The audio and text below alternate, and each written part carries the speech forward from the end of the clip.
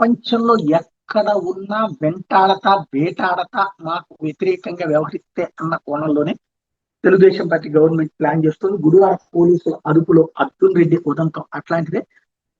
ఏదైతే శంషాబాద్ విమానాశ్రయంలో గుడివాడ పోలీసులు సోమవారం రాత్రి అదుపులో తీసుకున్నారు. సజ్జల భార్గవరెడ్డితో కలిసి అర్జున్ రెడ్డి క్రియాశీలకంగా పనిచేశారు. చంద్రబాబు, పవన్ కళ్యాణ్, లోకేష్ వాళ్ళ కుటుంబ సభ్యుల చిత్రాలు అసభ్యంగా మార్పింగ్ చేసి సోషల్ మీడియా ద్వారా విస్తృతంగా వ్యాప్తి చేసింది వీళ్లే.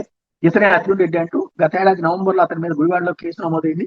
అప్పట్లో అతను అరెస్ట్ చేసేందుకు పోలీసులు ప్రయత్నిస్తే విదేశాలకు పారిపోయాడు.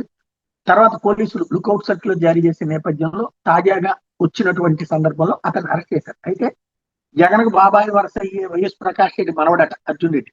మాజీ మంత్రి వివేకానంద హత్య కేసులో రెండో నిందితుడైన సునీల్ యాదవ్ సోదరుడు కిరణ్ యాదవ్, అర్జున్ రెడ్డిల మధ్య వివేక హత్య జరిగిన రోజు రాత్రి ఫోన్ సంభాషణ జరిగినట్లు అభియోగాలని దీని మీద దర్యాప్తు చేసి అనుబంధ ఛార్జ్ చేయాలని హైదరాబాద్ నాంపల్లి సిబిఐ కోర్టు కూడా ఇటీవల ఆదేశించిన నేపథ్యంలో ఇది జరుగుతుంది. మరోవైపున ఎన్నికల సమయంలో చంద్రబాబు, లోకేష్ మీద సోషల్ మీడియాలో అంచెత్ పోస్టులు పెట్టారంటూ వైసీపీ కార్యకర్త బత్తుల శ్రీనివాసులు రెడ్డిని కూడా కాపాడమని